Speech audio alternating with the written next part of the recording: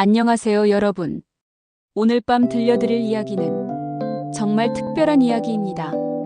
한 시골 마을에서 실제로 일어난 일로 아들을 잃은 어머니와 며느리 사이에 벌어진 놀라운 반전의 이야기죠. 그리고 이 이야기를 듣고 나면 여러분도 아마 많은 것을 생각하게 될 거예요. 우리가 평소에 얼마나 쉽게 다른 사람을 판단하는지, 그리고 그 판단이 얼마나 잘못될 수 있는지에 대해서 말이죠. 그럼 이제 충청북도의 작은 마을에서 일어난 그 놀라운 이야기를 차근차근 들려드리겠습니다. 마음 편히 앉아서 들어보세요. 충청북도 어느 작은 산골 마을. 인구 300명 남짓한 이 마을은 여느 시골 마을과 다를 바 없는 평화로운 곳이었습니다. 논과 밭이 펼쳐져 있고 산으로 둘러싸인 아늑한 마을이었죠. 이 마을에 박민호라는 35살 남자가 살고 있었습니다. 민호 씨는 이 마을에서 나고 자란 토박이였어요. 어릴 때부터 착하기로 소문났고 성인이 되어서도 마을 사람들에게 사랑받는 청년이었죠. 민호 씨는 3년 전에 결혼했습니다. 신부는 이미나라는 32살 여성이었어요. 미나 씨는 이웃 도시에서 온 사람으로 민호 씨와는 지인의 소개로 만났다고 했어요. 마을 사람들 눈에 미나 씨는 조용하고 내성적인 사람으로 보였습니다. 말수가 적고 마을 행사에도 잘 나오지 않았어요. 하지만 민호 씨가 워낙 좋은 사람이니까 사람들은 그래도 민호가 좋아하니까라며 대수롭지 않게 생각했죠. 민호 씨는 홀어머니와 함께 살고 있었습니다.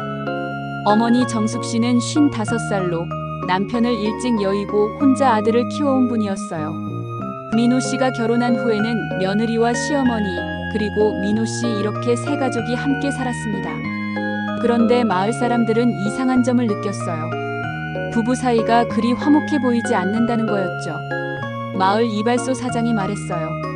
민호가 이발하러 올 때마다 표정이 안 좋더라고. 뭔가 고민이 있는 것 같았어. 슈퍼마켓 사장 아주머니도 거들었습니다. 그래.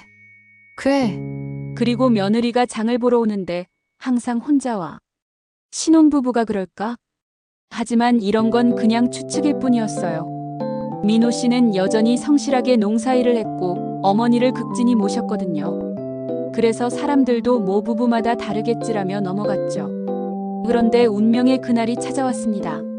10월 15일 가을이 깊어가던 화요일 오후 3시경이었어요. 마을을 관통하는 국도에서 큰 교통사고가 일어났습니다. 10톤 트럭이 한 사람을 치고 그대로 달아나 버린 거예요. 사고를 목격한 마을 사람이 119에 신고했지만 이미 늦었습니다. 피해자는 현장에서 즉사했어요. 그 피해자가 바로 박민호 씨였습니다. 소식을 들은 마을이 발칵 뒤집혔어요. 그렇게 착하고 성실했던 민호 씨가 35살의 나이에 갑자기 세상을 떠난 거죠. 더 이상한 건 민호 씨가 평소에 다니지 않던 길에서 사고를 당했다는 거였어요. 그 시간에 그 장소에 왜 있었는지 아무도 몰랐습니다. 경찰 조사 결과 트럭 운전사는 졸음운전을 하다가 사고를 낸 것으로 밝혀졌어요. 하지만 민호 씨가 왜 그곳에 있었는지는 끝내 밝혀지지 않았습니다. 민호 씨의 장례식은 마을 장례식장에서 치러지기로 했습니다. 그 작은 장례식장은 마을에서 유일한 장례식장이었어요. 장례식장은 금방 조문객들로 가득 찼습니다. 민호 씨가 워낙 인덕이 좋았거든요. 어릴 때부터 그를 지켜본 마을 어른들, 함께 농사일을 했던 동료들, 심지어 이웃 마을 사람들까지 찾아왔어요. 상주석에는 어머니 정숙 씨와 아내 미나 씨가 앉아 있었습니다. 정숙 씨는 정말 처참한 모습이었어요. 하나뿐인 아들을 잃은 어머니의 슬픔이 얼마나 클까요? 아침부터 저녁까지 눈물이 마를 날이 없었습니다. 우리 민호가. 정숙 씨는 이 말만 반복하며 울었어요. 그런데 문제는 며느리 미나 씨였습니다. 미나 씨는 검은 상복을 입고 상주석에 앉아 있었지만 전혀 울지 않았어요. 아니, 울지 않는 정도가 아니라 표정 변화도 거의 없었습니다. 마을 사람들이 조문을 하러 올 때마다 정숙 씨는 눈물을 흘리며 고맙다고 인사했지만 미나 씨는 그냥 고개만 끄덕일 뿐이었어요. 조문객 중 한 분이 말했습니다. 정말 안타깝네요. 그렇게 젊은 나이에. 정숙 씨가 흐느끼며 대답했어요. 고맙습니다. 우리 민호가 얼마나 착한 아이였는지. 그런데 미나 씨는 여전히 무표정이었어요. 시간이 지날수록 사람들의 시선이 이상해졌습니다. 저 며느리 왜 저래? 남편이 죽었는데 왜 안 울지? 뭔가 이상하지 않아? 이런 수군거림이 조문객들 사이로 퍼져나갔어요. 마을의 한 아주머니가 조심스럽게 말했습니다. 평소에도 부부 사이가 어떨지 모르겠어. 민호가 혼자 다니는 걸 자주 봤거든. 다른 분이 맞장구 쳤어요. 그러게 말야.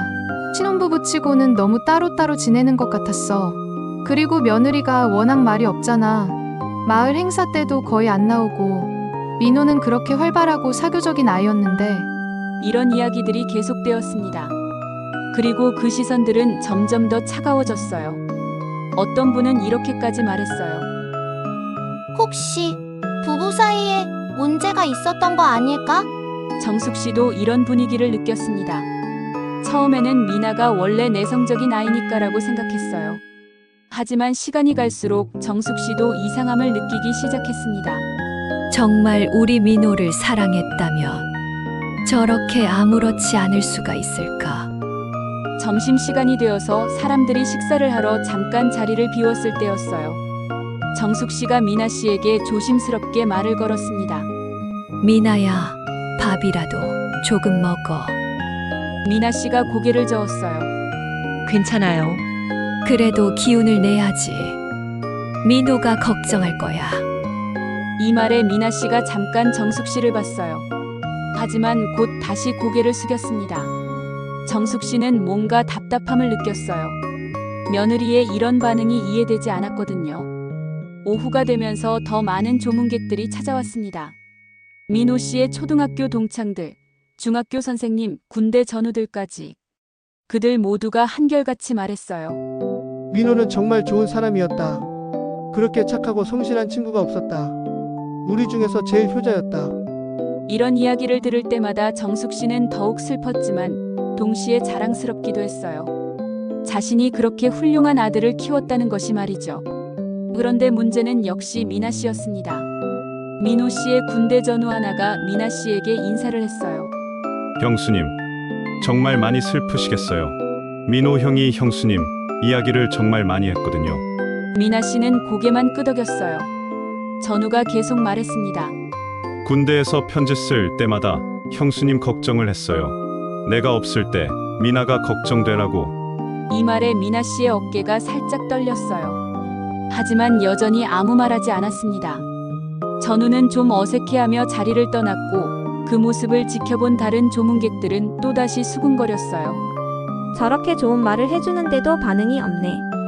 정말 이상해. 뭔가 숨기는 게 있는 건 아닐까. 그때 마을에 김 이장님이 도착했습니다. 김 이장님은 이 마을에서 50년 넘게 살아온 원로였어요. 마을의 크고 작은 일들을 모두 아는 분이죠. 이장님이 정숙 씨에게 조문을 했어요. 정숙이 정말 마음이 아프겠구만. 정숙 씨가 울면서 대답했어요. 이장님, 우리 민호가 그렇게 갑자기. 그래, 나도 민호를 어릴 때부터 봐왔는데 참 안타깝다. 이장님의 시선이 미나 씨에게 향했어요. 그런데 이상했습니다. 이장님의 눈빛에 뭔가 복잡한 감정이 담겨 있었거든요. 미나야, 미나 씨가 고개를 들었어요. 많이 힘들겠지? 미나 씨가 작은 목소리로 대답했어요. 네. 이장님이 잠깐 미나 씨를 바라보더니 정숙 씨에게 말했어요. 정숙이, 사고 경위는 정확히 어떻게 된 건가? 정숙 씨가 눈물을 훔치며 말했어요. 경찰에서는 그냥 교통사고라고 하던데요. 트럭 운전사가 졸음운전을 하다가. 그런데 민호가 평소에 그 길로 다녔나? 아니에요. 그게 이상해요. 우리 민호가 그 시간에 왜 그곳에 있었는지. 이장님이 다시 미나 씨를 봤어요. 미나 씨는 고개를 더 깊이 숙였습니다. 그래, 참 이상하네. 이장님의 말투에 뭔가 의미가 있어 보였어요. 하지만 그 이상 말하지는 않았습니다. 저녁이 되었습니다. 하루 종일 많은 사람들이 다녀갔지만 미나 씨의 모습은 변하지 않았어요. 여전히 고개를 숙이고 말 한마디 없이 앉아 있었습니다. 마을 사람들 사이에서는 이제 노골적인 이야기들이 나오기 시작했어요. 저 며느리 정말 이상해. 하루 종일 저 모습이야. 눈물 한 방울 안 흘렸어. 부부 사이에 뭔가 있었던 게 분명해. 어떤 분은 더 나아가서 이런 말까지 했어요. 혹시 며느리가 민호를 잘못 대한 건 아닐까? 그래서 민호가 스트레스 받아서. 이런 말들이 정숙 씨의 귀에도 들어왔습니다. 처음에는 그런 말 하지 마세요라고 막았지만 점점 정숙 씨 자신도 의심이 들기 시작했어요. 정말 우리 민호와 미나 사이에 뭔가 문제가 있었던 걸까? 민호가 혼자 다니는 걸 자주 봤다는데 미나가 저렇게 차가울 이유가 뭘까? 밤 9시가 넘어서자 대부분의 조문객들이 돌아갔습니다. 이제 가까운 마을 사람들과 가족들만 남아 있었어요. 장례식장은 조용해졌습니다. 형광등 불빛만이 희미하게 실내를 밝히고 있었고 향냄새가 더욱 진하게 느껴졌어요. 정숙 씨는 하루 종일 쌓인 감정이 폭발 직전이었습니다. 아들을 잃은 슬픔도 슬픔이지만 며느리의 이상한 행동 때문에 더욱 마음이 복잡했거든요. 마을 사람들의 시선과 수군거림을 하루 종일 견뎌야 했던 정숙 씨는 이제 한계에 달했어요. 미나 씨는 여전히 같은 자리에 앉아 있었습니다. 아침부터 밤까지 거의 10시간 넘게 그 자리에서 미동도 하지 않았어요. 정숙 씨가 미나 씨를 바라봤습니다. 그리고 더 이상 참을 수 없다는 듯이 입을 열었어요. 미나야, 미나 씨가 살짝 고개를 들었어요. 너 지금 뭘 생각하고 있니? 미나 씨가 거의 들리지 않는 목소리로 대답했어요. 별 생각 없어요. 이 대답이 정숙 씨의 화를 돋웠습니다. 별 생각 없다고? 정숙 씨의 목소리가 조금 커졌어요. 주변 사람들이 두 사람을 바라보기 시작했습니다. 내 남편이 죽었는데 별 생각 없다고. 미나 씨는 다시 고개를 숙였어요. 정숙 씨의 감정이 격해지기 시작했습니다. 인호가, 우리 민호가 너를 얼마나 사랑했는데. 정숙 씨의 목소리가 떨렸어요. 군대에서도 내 걱정만 했다고 하던데. 전우가 그러던데 편지에 내 이야기만 썼다고. 미나 씨의 어깨가 살짝 떨렸지만 여전히 아무 말하지 않았어요. 아침부터 지금까지 너는 눈물 한 방울 안 흘렸어. 장례식장이 조용해졌습니다. 모든 사람들이 숨을 죽이고 두 사람을 바라보고 있었어요. 정숙 씨가 일어섰습니다. 사람들이 뭐라고 하는지 아니? 하루 종일 사람들이 너를 어떻게 바라보는지 아니? 미나 씨는 여전히 고개를 숙이고 있었어요. 정숙 씨의 목소리가 더욱 커졌습니다. 너 때문이야. 다 너 때문이라고. 갑작스러운 정숙 씨의 폭발에 모든 사람들이 놀랐어요. 내가 제대로 챙겼으면, 내가 좀 더 따뜻하게 대했으면 우리 민호가 그런 곳에 갔겠어. 정숙 씨가 미나 씨 앞으로 다가갔어요. 우리 민호가 얼마나 착한 아이였는데, 얼마나 너를 아끼고 사랑했는데. 정숙 씨의 목소리가 오열로 변했어요. 내가 좀 더 관심을 가졌으면, 사랑해줬으면 우리 민호가 혼자 그런 길에 가지 않았을 거야. 미나 씨가 천천히 고개를 들었습니다. 처음으로 그녀의 얼굴이 온전히 드러났어요. 그녀의 눈에는 깊은 슬픔이 담겨 있었습니다. 그리고 뭔가 결심한 듯한 표정이었어요. 미나 씨가 조용하지만 명확한 목소리로 말했습니다. 어머니, 정숙 씨가 미나 씨의 목소리에 멈췄어요. 민호 오빠는 제가 죽이려고 했던 사람이 아니었어요. 마을 사람 중 하나가 들고 있던 물컵이 바닥에 떨어졌어요.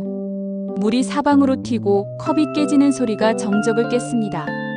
장례식장이 완전히 조용해졌어요. 마치 시간이 멈춘 것 같았습니다. 정숙 씨가 떨리는 목소리로 물었어요. 뭐라고 했어? 미나 씨의 눈에서 드디어 눈물이 흘러내렸습니다.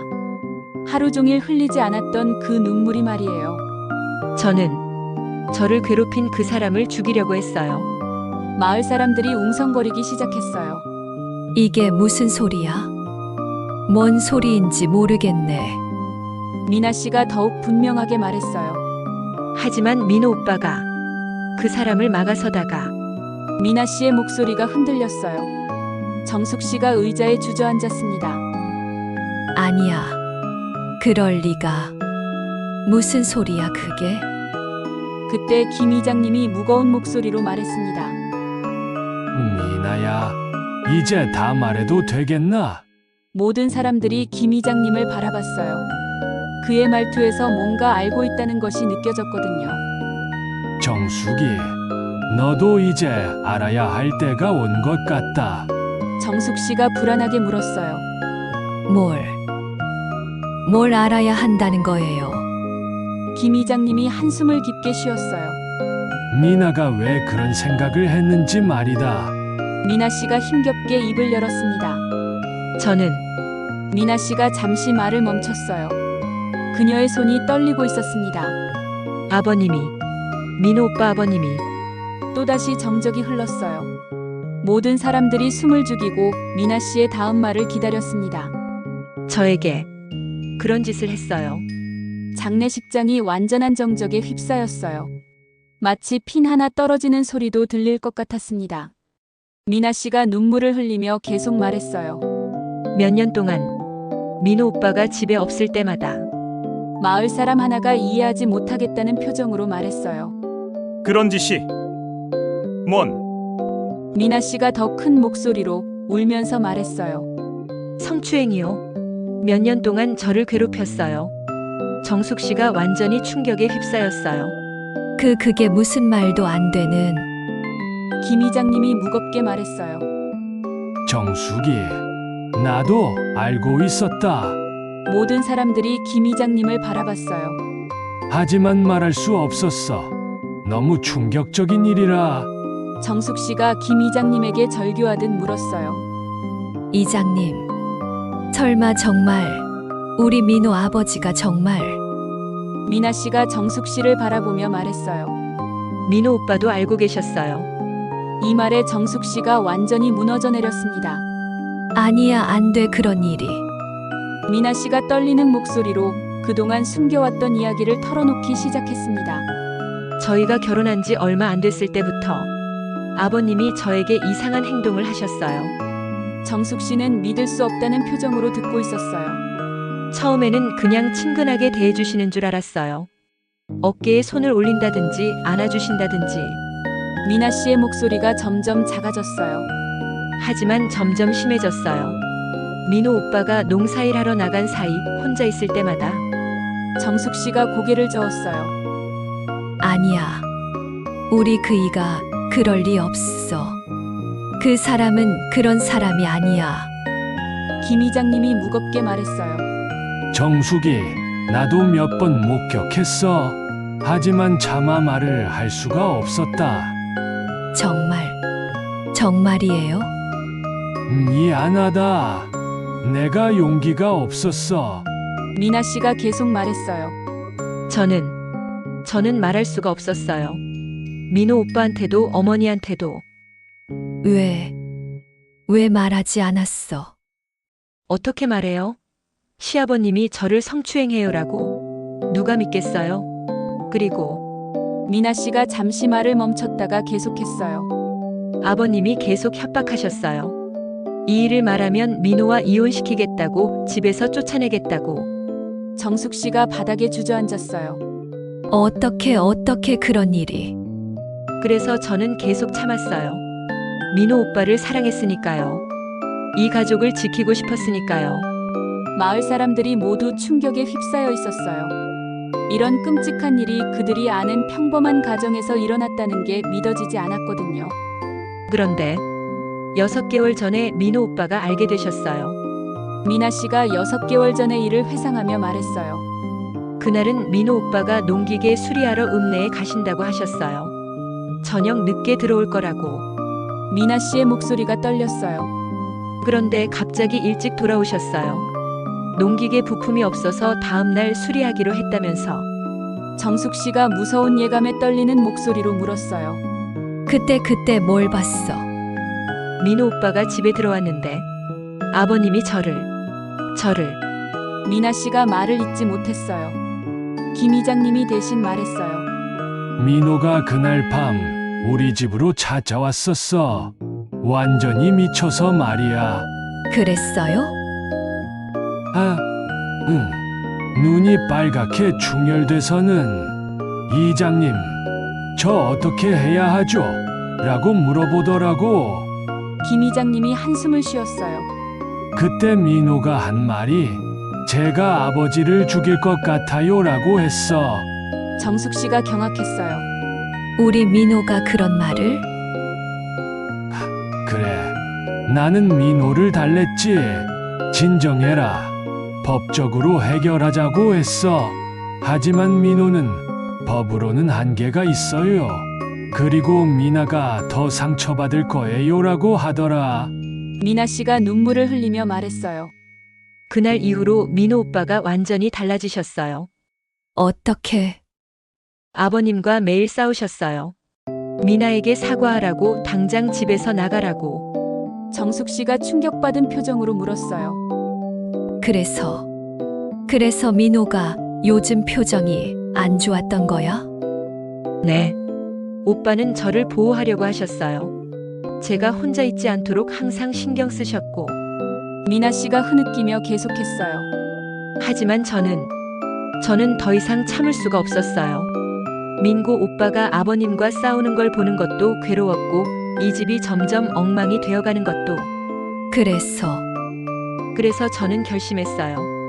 아버님을 없애버리기로. 장례식장의 모든 사람들이 충격에 빠져 있었어요. 이런 끔찍한 진실이 그들이 알던 평범한 가족 뒤에 숨어 있었다니. 미나 씨가 사고 당일의 일을 털어놓기 시작했습니다. 그날 10월 15일 화요일이었어요.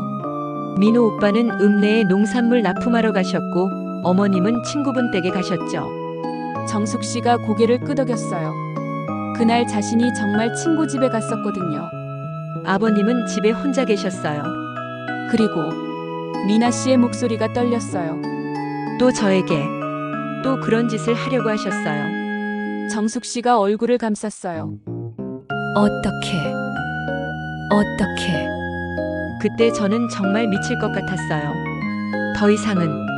더 이상은 안 된다고 생각했어요. 미나 씨가 눈물을 흘리며 계속했어요. 그래서 부엌에서 칼을 가져왔어요. 마을 사람들이 모두 숨을 죽였어요. 저는 아버님을 찔러 죽이려고 했어요. 그래서 어떻게 됐어? 아버님이 저를 피해서 집 밖으로 도망갔어요. 그래서 저도 따라갔죠. 미나 씨가 떨리는 목소리로 계속했어요. 아버님이 마을 뒷길로 도망가셔서 저도 그 길로 쫓아갔어요. 그 길이 사고가 난 그 길이에요. 그때 갑자기 민호 오빠가 나타나셨어요. 정숙 씨가 놀라며 물었어요. 민호가 왜? 오빠가 농산물 납품을 끝내고 돌아오는 길이었어요. 그런데 길에서 저희를 보신 거죠. 미나 씨의 목소리가 점점 작아졌어요. 민호 오빠가 뛰어와서 미나야, 안 돼! 라고 소리쳤어요. 그 다음에 오빠가 제게서 칼을 뺏으려고 하셨어요. 그리고 내가 해결할게. 제발 이런 식으로는 안 되라고. 미나 씨가 울부짖으며 말했어요. 그때 큰 트럭이 왔어요. 트럭 운전사는 졸고 있었어요. 우리를 못 본 거죠. 그래서 민호 오빠가 저를 밀어냈어요. 위험해. 라고 소리치면서. 미나 씨의 목소리가 오열로 바뀌었어요. 그런데 오빠가 그 자리에 남아있게 된 거예요. 제가 있던 자리에. 정숙 씨가 바닥에 무너져 앉았어요. 아니야, 안 돼. 우리 민호가. 꽝! 하는 소리가 났어요. 그리고 미나 씨가 말을 잇지 못했어요. 김 이장님이 무겁게 말했어요.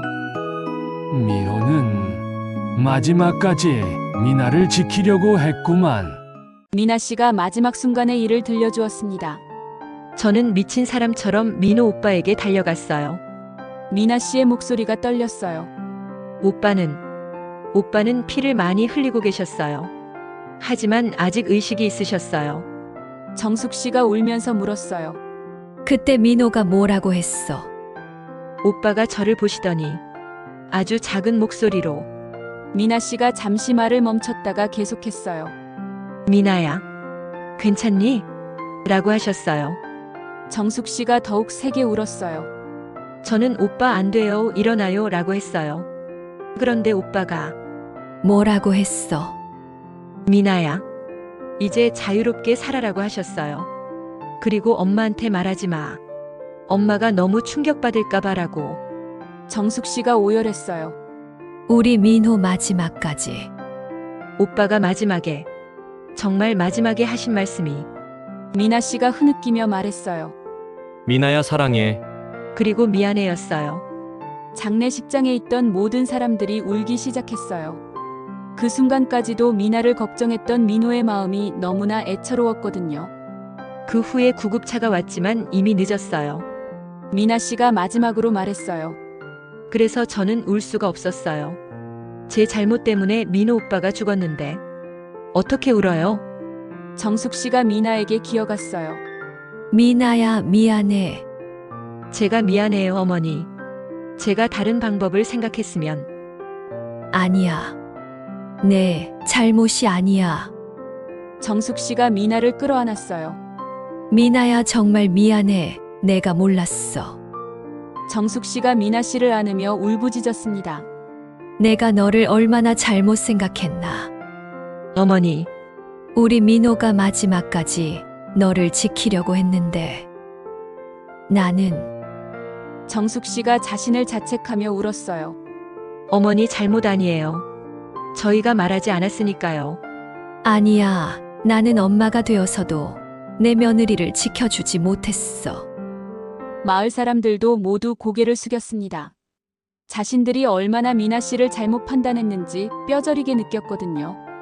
마을 아주머니 하나가 미나 씨에게 다가와서 말했어요. 미나야, 우리가 정말 미안해. 너를 그렇게. 다른 분도 말했어요. 우리가 얼마나 잘못 생각했나. 김 이장님이 모든 사람들에게 말했어요. 이제 모두 미나를 따뜻하게 품어주어야겠소. 모든 사람들이 고개를 끄덕였어요.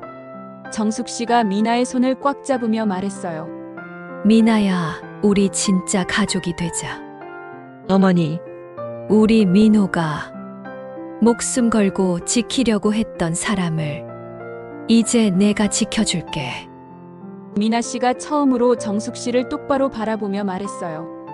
감사해요, 어머니. 고맙긴 내가 더 고마워. 두 여인이 서로를 안고 한참을 울었어요. 그 모습을 본 마을 사람들도 모두 감동받았습니다. 그날 밤이 지나고 며칠 후 민호 씨의 장례를 치렀습니다. 이번에는 완전히 다른 분위기였어요. 모든 사람들이 미나 씨를 따뜻하게 대했고 진심으로 위로해 주었습니다. 장례를 마친 후 정숙 씨와 미나 씨는 이런 대화를 나누었어요. 미나야, 우리 같이 살까?